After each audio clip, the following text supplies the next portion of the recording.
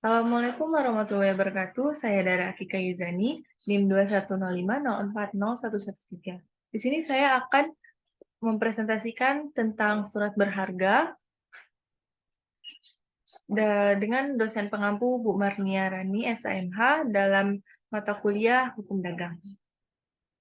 Itu surat yang diadakan oleh seseorang sebagai pelaksana pemenuhan suatu prestasi yang merupakan pembayaran harga sejumlah uang. Dalam bahasa Belanda disebut paper atau di negara-negara Anglo-Saxon dikenal dengan istilah negotiable instrument, contohnya wesel, cek, sertifikat deposito, biljet giro, kartu kredit, kartu ATM, dan lain sebagainya. Tiga fungsi utama surat berharga, yang pertama sebagai alat pembayaran atau alat tukar uang, yang kedua sebagai alat untuk memindahkan hak tagih atau diperjualbelikan dengan mudah atau sederhana, yang ketiga sebagai bukti hak tagih atau surat legitimasi.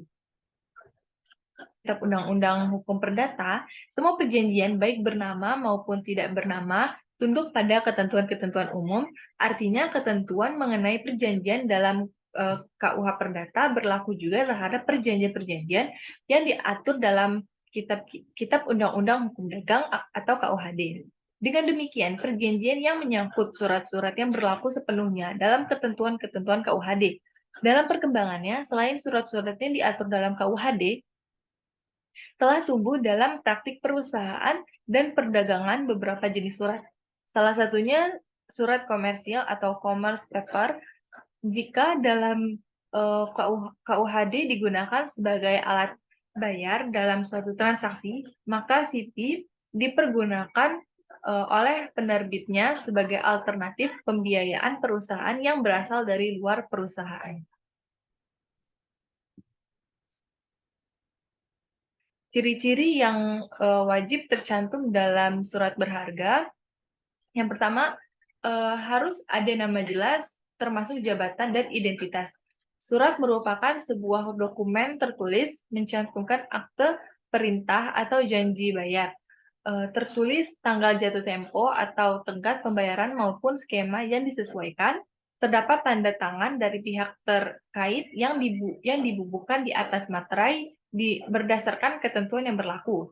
Tercantum nama pihak yang bertanggung jawab atas pembayaran surat, harus mencantumkan tanggal dan tempat surat dibuat. Ada 9 jenis surat berharga menurut Kitab Undang-Undang Hukum Dagang. Yang pertama itu ada wesel, cek, kwitansi, surat sanggup, biljet giro, kartu kredit, travel check, obligasi, dan surat saham. Secara yuridis, surat ini punya manfaat seperti yang pertama sebagai alat pembayaran atau alat tukar uang, yang kedua sebagai alat untuk memindahkan hak tagih atau diperjualbelikan dengan mudah atau sederhana, yang ketiga sebagai bukti hak tagih atau surat legitimasi. Sedangkan melihat dari segi fungsi, manfaat surat ini meliputi yang pertama ada surat yang sifatnya hukum kebendaan, yang kedua surat tanda keanggotaan dari persekutuan, dan yang ketiga surat tagihan hutang. Fungsi surat berharga itu ada 4, yaitu sebagai legitimasi, yang kedua sebagai barang bukti, yang ketiga pembawa hak, dan yang keempat mudah dijual belikan. Sekian presentasi dari saya, mohon maaf apabila ada kesalahan. Wabillahi taufiq wal hidayah. Wassalamualaikum warahmatullahi wabarakatuh.